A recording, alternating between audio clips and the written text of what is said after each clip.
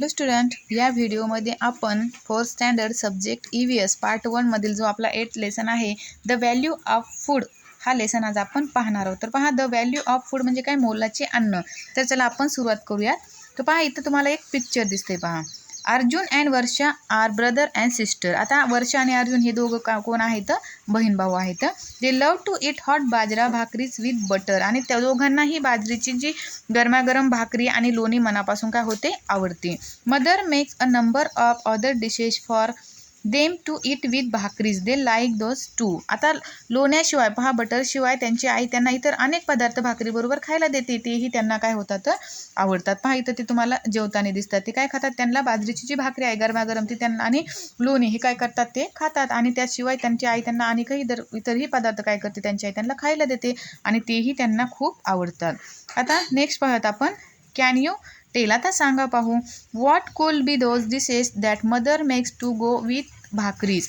What are those dishes made from. Varsha आणि अर्जुनला त्यांची भाकरीशी खायला आई कोणते कोणते पदार्थ करून देत असेल, ते कशापासून बनतात. आता पहा, त्यांची आई त्याच्यासोबत पहा त्यांना काय खायला देत असेल, राईस पण देत असेल, त्यानंतर लोणचं देत असेल, अजून आज एखादी काय करत असेल त्यांची आई त्यांना भाजीही देत असेल त्या भाकरीसोबत खायला. तर जे राईस आपण भात खातो ते कशापासून बनतं, तांदळापासून. त्यानंतर त्यांना वरण पण देत असेल, वरण भात. मग वरण हे कशापासून बनतं, आपल्या डाळीपासून. लिंबू लोणचं कशापासून बनतं, पहा, कैरीपासून. असे अनेक पदार्थ त्यांची आई त्यांना खायला देत असेल. त्यानंतर पहा, in Varsha and Arjun's home they use a lot of other food stuffs too from where are they obtained. आता पहा, त्यांच्या वर्षा आणि अर्जुनच्या घरी इतरही अनेक अन्नपदार्थ खाण्यात असतात. आता ते पदार्थ घरापर्यंत कुठून येतात, तर पहा कोणते कोणते पदार्थ आहेत ते आपण पाहूयात आणि ते कुठून येतात ते पण आपण पाहूयात. तर त्यामध्ये पहा, व्हीट, राईस, ज्वार, पल्सेस, शुगरकेन. आता गहू, तांदूळ, ज्वारी, डाळी आणि ऊस हे पदार्थ कुठून येतात, आपल्या घरी पहा शेतातून येतात. फील्ड्स म्हणजे शेतातून येतात. त्यानंतर करवंद, जामून, बोर आणि हनी म्हणजे करवंद, जांभळे, बोरे आणि मध हे पदार्थ आपल्या घरी कुठून येतात, पहा, हे आपल्या तिथून जंगलातून येतात, म्हणजे फॉरेस्टमधून. त्यानंतर salt water, fish and salt. तर पहा, खाऱ्या पाण्यातील मासळी आणि जे मीठ आहे ते आपल्या घरी कुठून येतात, ते आपल्या सीमधून म्हणजे समुद्रातून येतात. त्यानंतर fresh water fish, shingadas, water chestnuts म्हणजे आता इथं पहा, गोड्या पाण्यातील मासळी, शिंगाडे, इथं नंतर मकानेस जे आहे ते आपल्या घरी कुठून येतात, तर ते कुठून मिळतात, ते गोड्या पाण्यात आपल्याला मिळतात. जे गोड्या पाण्याचे जे तलाव असतात त्या गोड्या पाण्याच्या तलावामधून आपल्याला ते मिळतात. त्यानंतर फ्रूट्स अँड व्हेजिटेबल्स. आता फ्रूट्स अँड व्हेजिटेबल्स हे पण आपल्याला कुठून मिळतात, फळ व जे पालेभाज्या आहेत ते आपल्याला शेतातूनच मिळतात, म्हणजे फील्ड्समधून. त्यानंतर मीट अँड एग्स. आता मांस आणि अंडी हे आपल्याला कुठून मिळतं, हे आपल्याला प्राण्यांपासून, जे ॲनिमल्स आहेत त्यांच्यापासून हे काय होतं, आपल्याला हे पदार्थ मिळतात. नेक्स्ट पाहूयात आपण, often when serving Varsha and Arjun a meal mother say take only as much as you want. Food should not get wasted. आता वर्षा आणि अर्जुन जेवायला बसली की जेवायला वाढताना आई त्यांना काय सांगते, नेहमी म्हणते की पाहिजे तेवढेच घ्या, अन्न वाया जायला नको. असं त्यांची आई त्यांना प्रत्येक वेळेस जेवायला बसलं की त्यांची आई त्यांना म्हणते की जेवढे अन्न पाहिजे तेवढेच अन्न घ्या, अन्न हे वाया जायला नको. One day Arjun ask her mother why do you tell this to us every day. मग एके दिवशी अर्जुनने विचारले, आई तू रोज आम्हाला असे का सांगतेस. मग त्यानंतर पहा, त्याची आई काय म्हणते, mother answer, why should we waste any good things besides we must give a thought to how we get the food we eat. Let me tell you the story of bhakris. मग तिची आई काय म्हणते, पहा, चांगली वस्तू वाया कशाला घालवायची, शिवाय जे अन्न खायला मिळते ते कसे तयार होते याचा विचारही करायला हवा. मी तुम्हाला आता काय करते, जे आपण भाकरी खातो ते भाकरीची मी काय करते, तुम्हाला स्टोरी सांगते, म्हणजे ते भाकरीची मी तुम्हाला गोष्ट सांगते. तर पहा, इथं त्याची आई मग त्यांना काय करते, द स्टोरी ऑफ अ भाकरीज म्हणजे ते भाकरीची काय करते, त्यांची आई त्यांना स्टोरी सांगते. तर पहा, काय स्टोरी आहे ते आपण पाहूयात. You know dada my father is a farmer. मग ते काय म्हणते, पहा, माझे बाबा शेतकरी आहेत. And you know that schools have summer vacations. आणि उन्हाळ्यात शाळेला सुट्टी असतेस. When I was small we often went to my father's fields riding on his tractor. आणि मग मी लहान होते तेव्हा आम्ही बाबाबरोबर ट्रॅक्टरवर बसून शेतात जायचो, अशी त्यांची आई त्यांना सांगते. That would be the time for reading the fields. Father would attach different implements to the tractor to carry out various farming task. मग तेव्हा ती शेतात ट्रॅक्टरवर बसून जायची, तेव्हा शेतीच्या मशागतीची कामे सुरू असायची आणि ट्रॅक्टरला वेगवेगळी अवजारे जोडून बाबा शेतीचे कामे करायचे. First he would plug the fields and them crush the lumps of soil. Finally he would level the field to make it ready for sowing. आणि मग पहा ते काय कामं करायचे, तर मग मशागतीसाठी प्रथम शेत काय केलं जातं पहा, इथं ट्रॅक्टरने दाखवतात आपल्याला, नांगरतात आणि मग नंतर काय करतात, मातीची जी ढेकळं आहे ती फोडत जमीन काय करतात सपाट करून पेरणीसाठी तयार करत, अशी ते शेतीचे कामे करत त्यांचे बाबा. इथं पहा आपल्याला दाखवलं चित्रामध्ये, a tractor being used for farm work, शेतीच्या कामासाठी ट्रॅक्टरचा वापर. The pre-monsoon showers would make the hot soil humid. That was the time father would sow बाजरा. मग पहा जो पाऊस पडला की मग उन्हाळ्यात तापलेल्या जमिनीचा काय होतो, वापसा होतो, तेव्हा बाबा शेतात बाजरीची काय करायची, मग पहा पेरणी करायची. Within some days the bajra seeds sprout and the seedlings are seen above the ground. आणि मग काही दिवसांनी बाजरीची रोपे मातीतून डोकेवर काढतात. इथं पहा दाखवलं, अगोदर काय करतात ते पेरणी करतात आणि मग तो थोडासा पाऊस झाल्याच्या नंतर मग ती जी बाजरीची रोपे आहेत ते काय करतात, मग थोडेसे त्याला काय होतात, कोंब फुटतात, म्हणजे ते त्याचे डोके काय करतात, वर काढतात.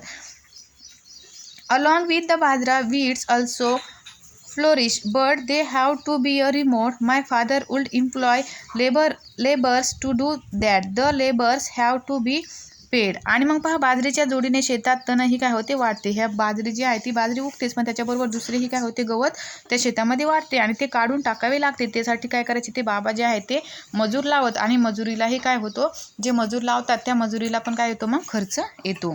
Rain water is enough for bajra to grow vigorously. आणि पावसाच्या पाण्यावर बाजरीची जी झाडे आहेत ते ताटे जे आहेत ते जोमाने काय होतात, वाढतात.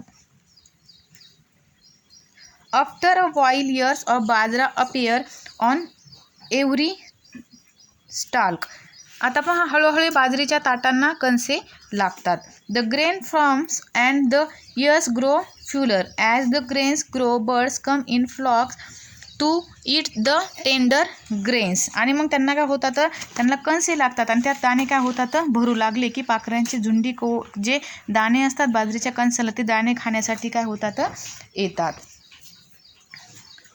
The scarecrows have to be set up and slingshot used to frighten the birds away. आणि मग ते पाखरे आल्याच्या नंतर जे गोफण असते ते फिरवून पाखरांना पळवून लावावे लागते. When the ears of corn are full, it is harvest time. That is all the ears of bajra must be cut and gathered. आणि मग ते पाखरांना पण काय पळून लावावे लागते आणि दाणे पूर्ण भरल्यानंतर कापणी करावी लागते. आणि कापणी म्हणजे शेतात असलेली सगळी जी कणसे आहेत ती कापून गोळा करायची, याला काय म्हणतात, कापणी म्हणतात.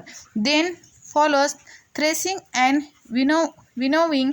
That is how we get the grain from the ears of बाजरा. म्हणजेच कणसापासून ते बाजरीचे दाणे काय करतात, मिळतात. जे कापणी म्हणजे काय, जे शेतात सगळी कणसे ती कापून गोळा करायची, नंतर मळणी आणि उफोणी करतात. आणि म्हणजे ते कणसापासून कापणी केल्याच्या नंतर जी कापणी केली याच्यानंतर काय करतात, जे नंतर काय करतात, मळणी आणि उफोणी करतात. म्हणजे ज्या कणसापासून ते बाजरीचे दाणे आहेत ते काय करतात, वेगळे करतात, म्हणजे ते दाणे काय होतात, मिळतात.